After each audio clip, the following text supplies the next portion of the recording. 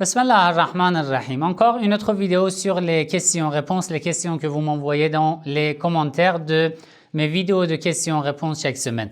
Ce soir, dans cette vidéo, je réponds à plusieurs de vos questions. Je vous donne d'abord la liste des questions que vous m'avez envoyées.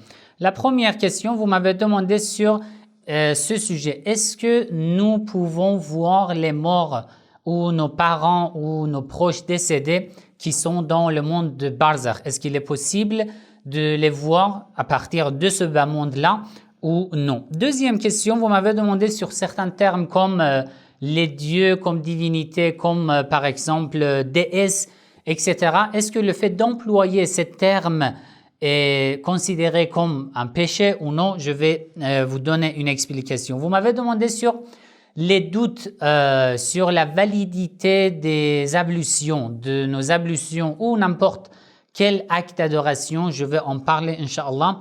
Vous m'avez demandé sur le tafsir de 4 versets de la sourate la caverne, Al-Kahf.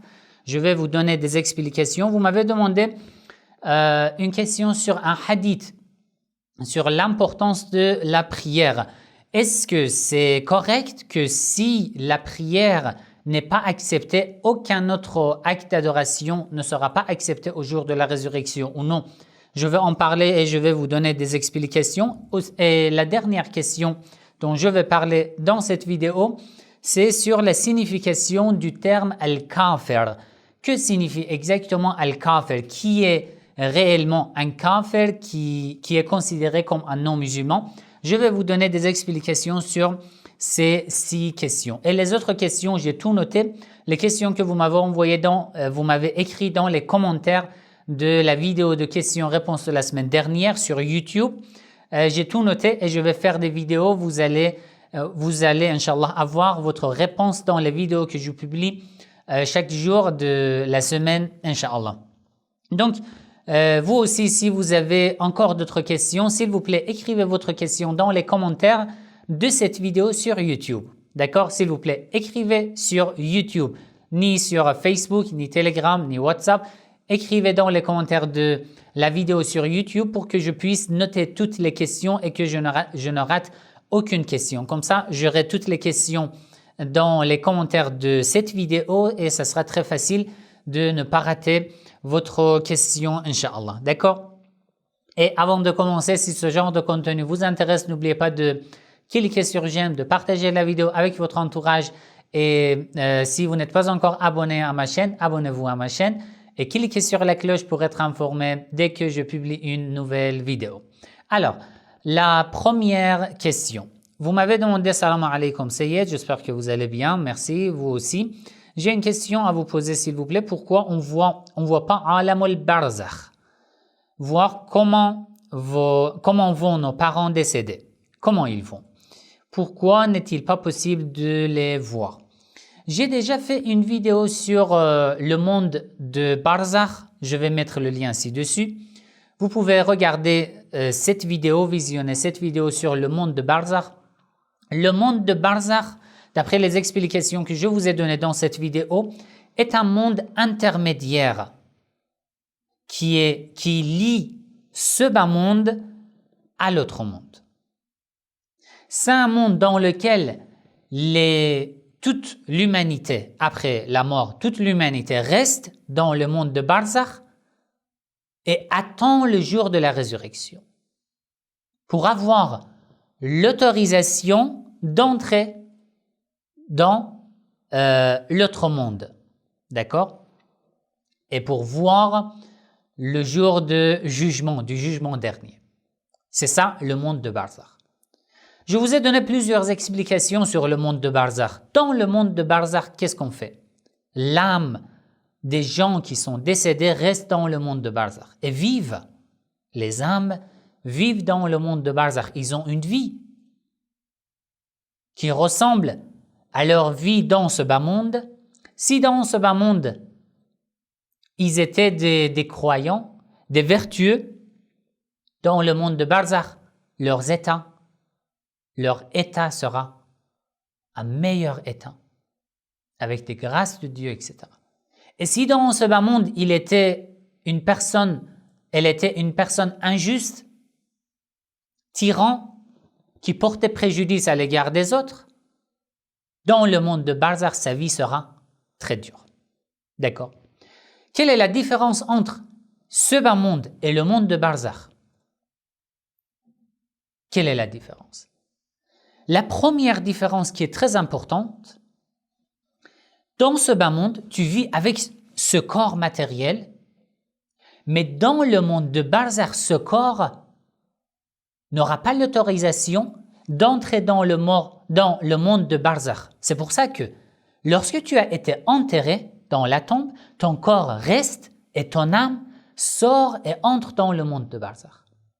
Ça prouve que le monde de barzakh n'est pas un monde 100% matériel comme ce bas monde. Sinon, on aurait l'autorisation d'entrer avec notre propre corps, d'entrer dans le monde de barzakh. Mais ce n'est pas possible. C'est pour ça que ton âme sort de ton corps après la mort et entre dans le monde de barzakh. Donc, le monde de barzakh n'est pas un monde matériel comme ce bas monde. Ça, c'est le premier point.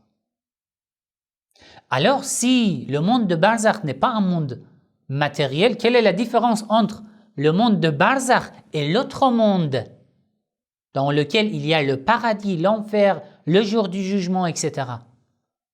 La différence est là. Le monde de barzakh n'est pas matériel, oui, mais n'est pas immatériel 100%.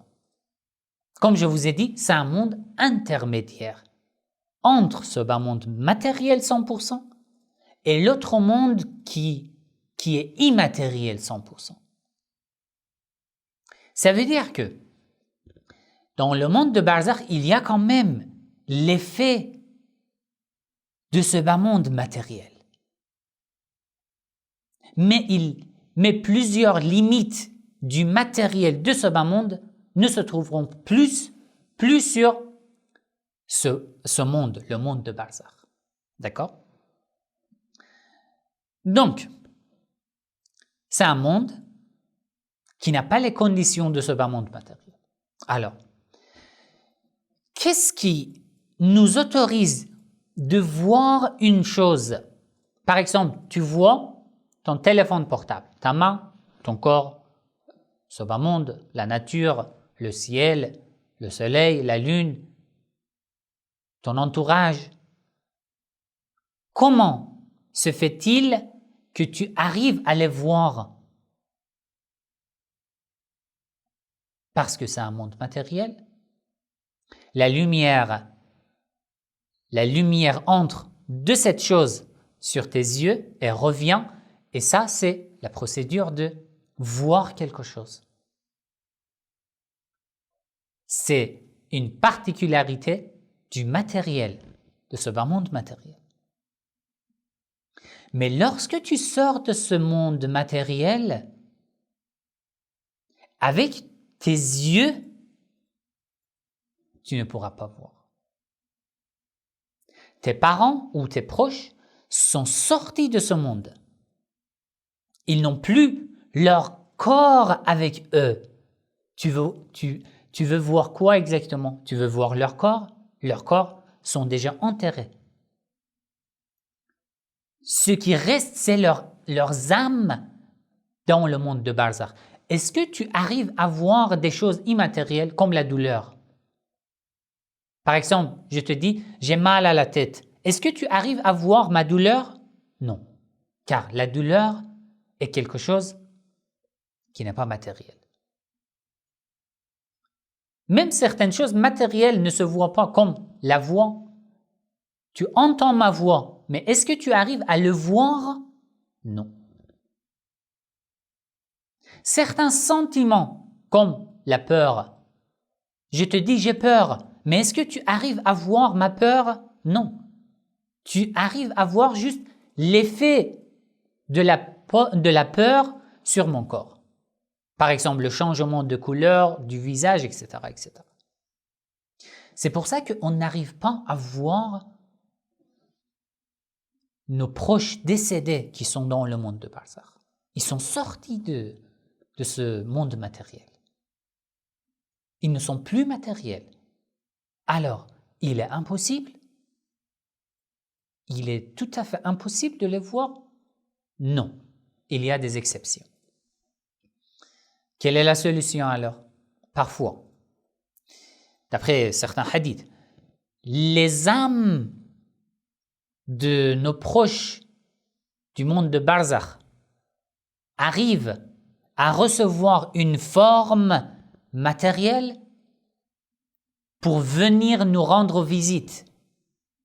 Parfois, ils nous voient, nous aussi on les voit, mais on ne les reconnaît pas. D'accord?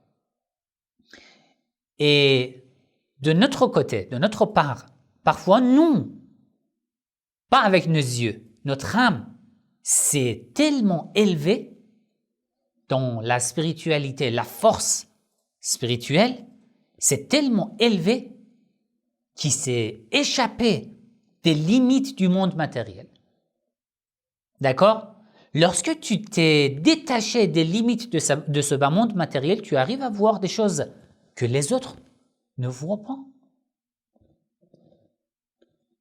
D'après les hadiths, par exemple, si tu t'abstiens de commettre des péchés, par exemple, pendant 40 jours, tu arrives à voir des choses que les autres ne voient pas. Ou si tu fermes tes yeux devant des choses haram, tu t'abstiens à voir des choses haram, Allah va ouvrir tes yeux, les yeux de ton cœur, pour que tu puisses voir des choses immatérielles que les autres ne voient pas. Alors que les élus de Dieu, ils arrivent à voir. Donc, la solution, c'est de s'élever dans la spiritualité. Allah te donnera une force, une compétence de voir des choses même immatérielles. C'est possible. Oui, c'est possible, mais c'est dur. Sinon, n'importe quelle personne n'arrive à voir un tel statut. Tu comprends? Voilà, je pense que ça suffit. Alors, si tu veux encore plus de détails, vous pouvez écrire dans les commentaires. Je vais rajouter des explications ou des sources, Inch'Allah, à ce sujet. Alors, deuxième question. Vous m'avez demandé, j'avais une question concernant le fait de dire Dieu, divinité et déesse pour autre qu'Allah. Est-ce que le simple fait d'employer ces termes sans croire qu'il y a un autre Dieu ou une autre divinité qu'Allah, ou qu'il existe une et des déesses, est-ce que c'est de la mécréance ou non? Genre, quand on veut parler du polythéisme, le fait de dire les dieux ou des déesses, rien que le fait de les désigner sans y croire, est-ce que c'est de la mécréance ou non? Alors, peut-être vous trouvez que c'est une question très simple. Bien sûr que ce n'est pas de la mécréance. Le fait de dire les dieux, par exemple, les polythéistes, certains polythéistes croyaient en plusieurs dieux ou déesses, etc., etc. Est-ce que c'est de la mécréance? Non, tu es en train de rapporter quelque chose. D'accord? Bien sûr que ce n'est pas de la mécréance. Mais pourquoi j'ai choisi de répondre à cette question? Pour rajouter une explication. Parfois, on ne fait pas attention, mais nous aussi, nous sommes occupés avec des lettres, avec des noms, avec des termes, de la littérature, et nous avons oublié la réalité qu'il y a derrière. Il faut se détacher de ces termes, de ces lettres, pour s'élever. Il faut voir la réalité qu'il y a derrière ces mots, qu'il y a derrière ces lettres. Bien sûr que ce n'est pas de la mécréance lorsque je dis les dieux, déesses, etc., etc. Je suis en train de raconter quelque chose. Par exemple, une croyance de certains polythéistes. Il n'y a pas de problème. D'accord? Mais parfois, dans nos actes dans notre vie religieuse, nous mélangeons les lettres avec la réalité. Parfois, nous prenons les lettres et nous oublions la réalité. Ici, tu me demandes, est-ce que c'est de la mécréance? Et parfois, c'est à l'inverse. Nous prenons les lettres, les noms de Dieu et nous oublions la réalité qu'il y a derrière. Par exemple, je commence à réciter les noms de Dieu plusieurs fois, 1000 fois, 10 000 fois, 100 000 fois en tant que dhikr.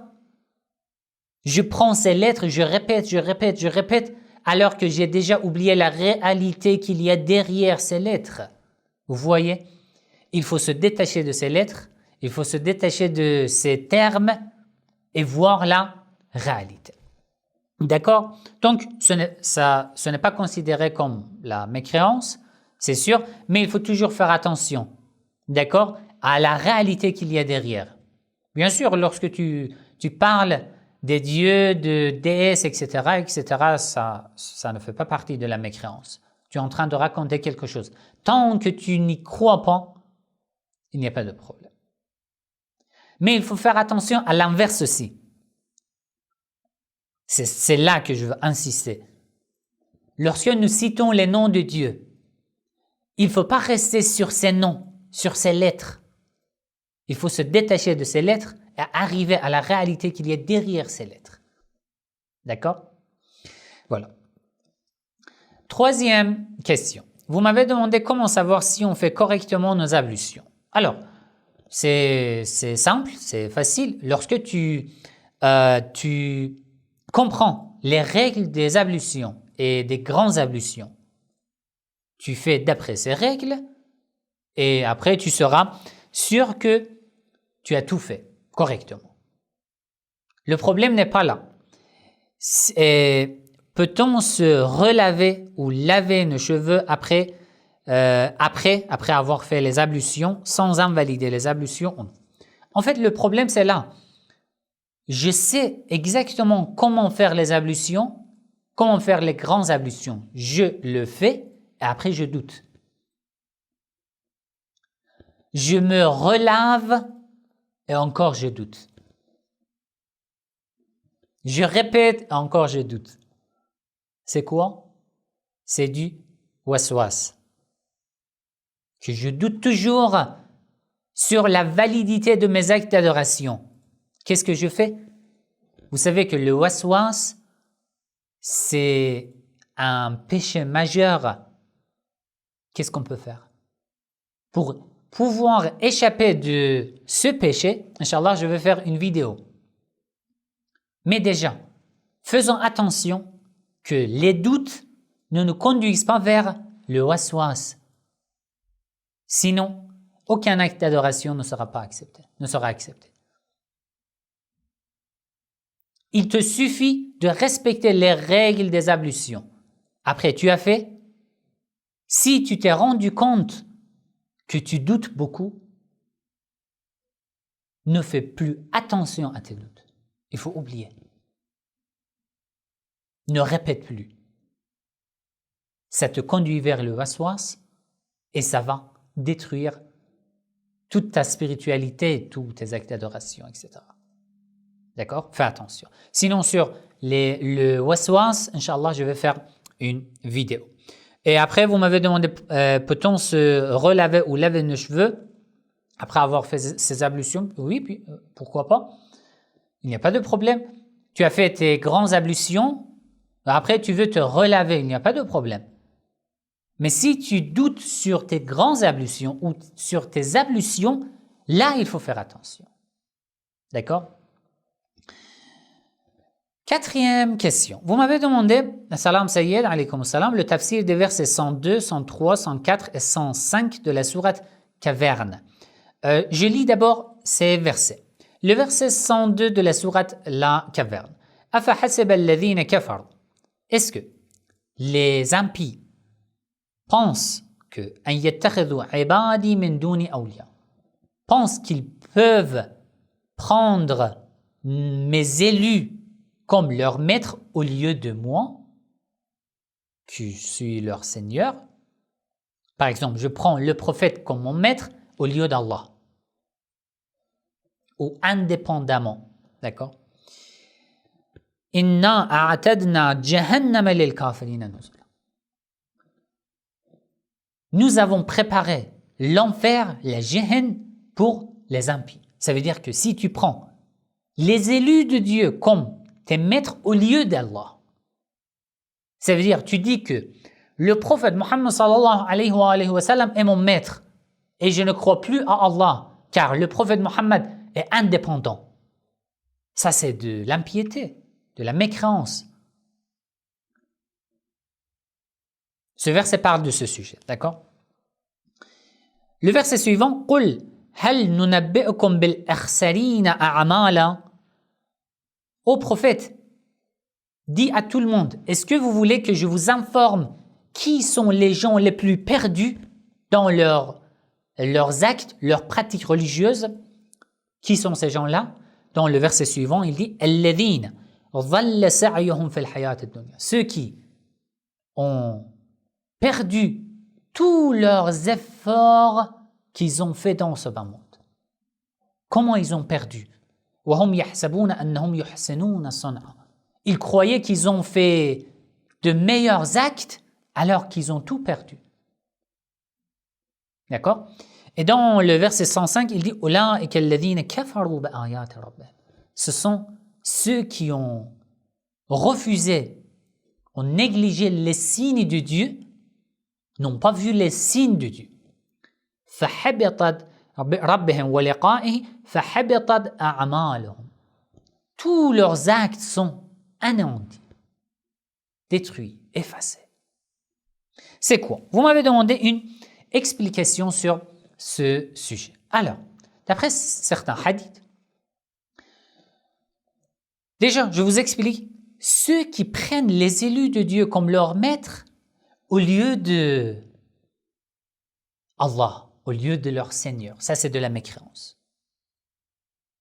Alors, certains musulmans nous demandent, vous les chiites, vous prenez les imams au lieu de Dieu, au lieu de prophète. Non, dans le chiisme, ce n'est pas comme ça.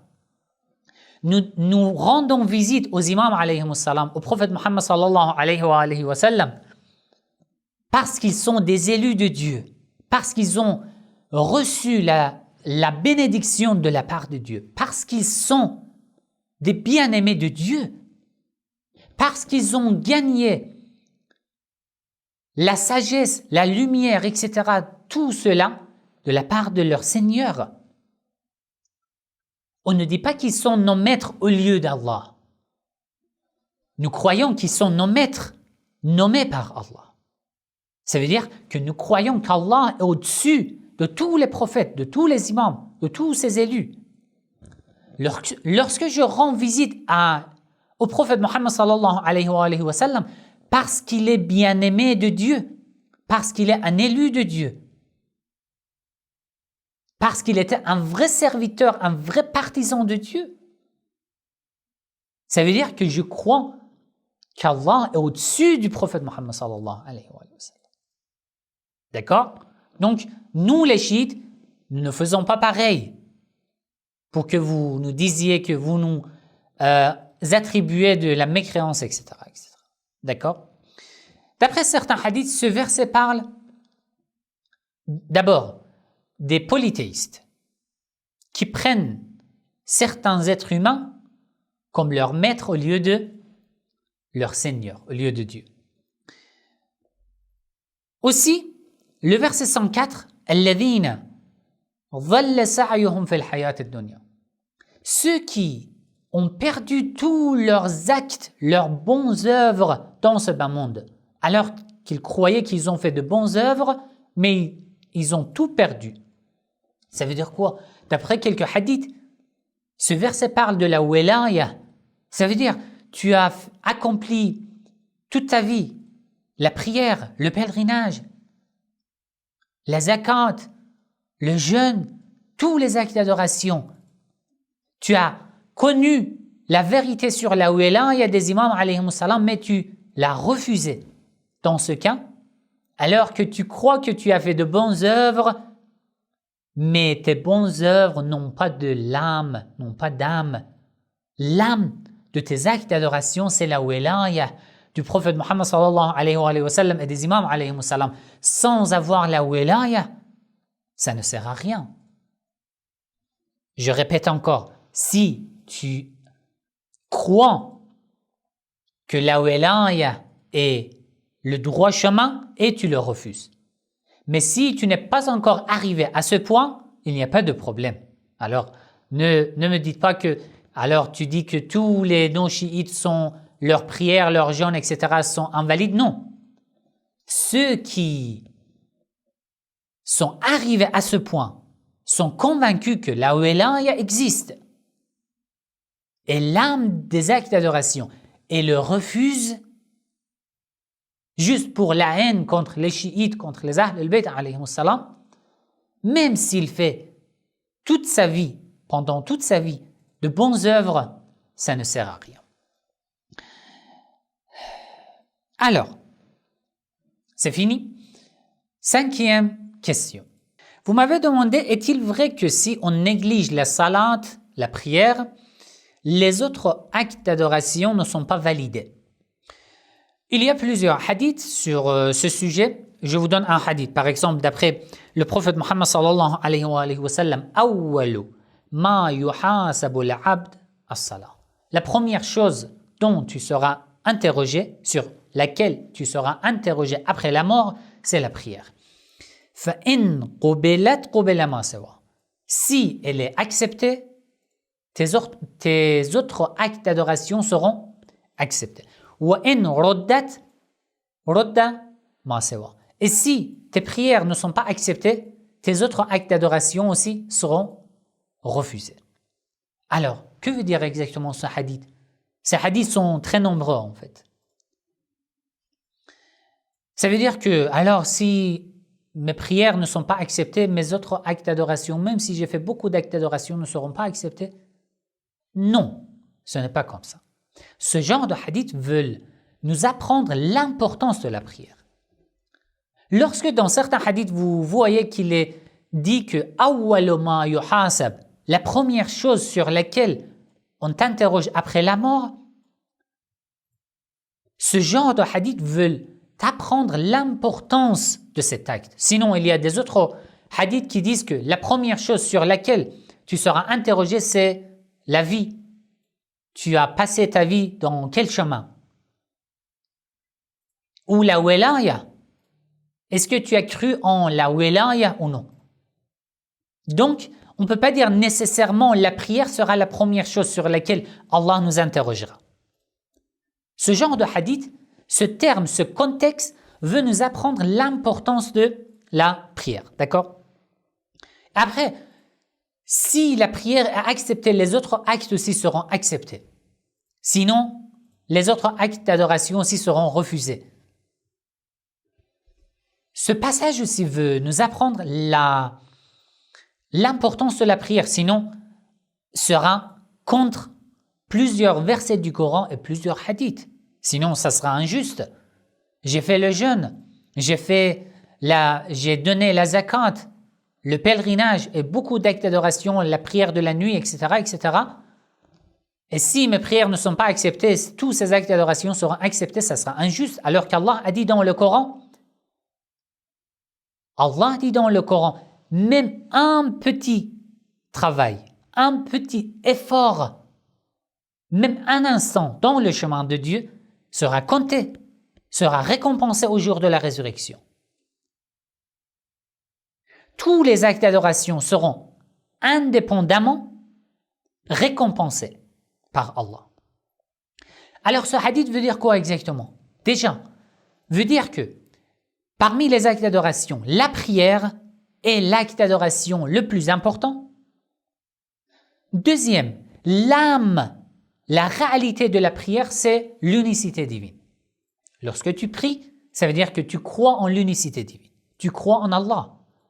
Lorsque tu